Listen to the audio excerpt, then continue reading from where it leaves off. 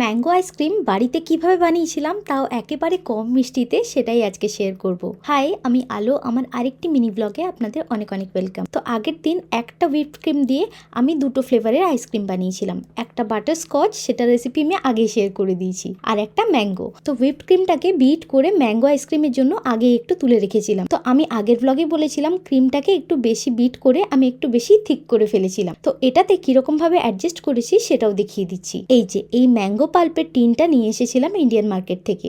অল্প মিষ্টি আছে এতে, নর্মাল আম যেরকম খেতে মিষ্টি হয় ঠিক সেরকম। অনেকটা পরিমাণ পাল্প ক্রিমটাতে দিলেই যেরকম কনসিস্টেন্সি চাইছিলাম সেরকমটাই চলে এসেছে। তো এই মুহূর্তে একটু টেস্ট করে দেখেছিলাম, তো মিষ্টিটা আমার একটু কমই লাগছিল, তো তাই আরো 2 চামচ মতো চিনি দিয়েছিলাম। আমটা খুব মিষ্টি হলে মিষ্টি দেওয়া লাগে না, আপনাদের মনে হলে এই মুহূর্তে দেবেন, না হলে দেবেন না। একটা টিফিনে তারপর ট্রান্সফার করে ওভারনাইট ডিপ ফ্রিজে রাখলেই রেডি ম্যাঙ্গো আইসক্রিম। এটা টক মিষ্টি এত সুন্দর খেতে লাগে, আমি বলবো আমার তো বাটারস্কচ আইসক্রিমটার থেকেও ম্যাঙ্গো আইসক্রিমটা খেতে বেশি ভালো লেগেছে। তো ম্যাঙ্গোর সিজন তো চলেই এলো, আপনারা ট্রাই করে আমাকে নিশ্চয়ই জানাবেন যে কেমন হলো খেতে। তো এই তো ছিল আজকে shorts. Follow for more, by.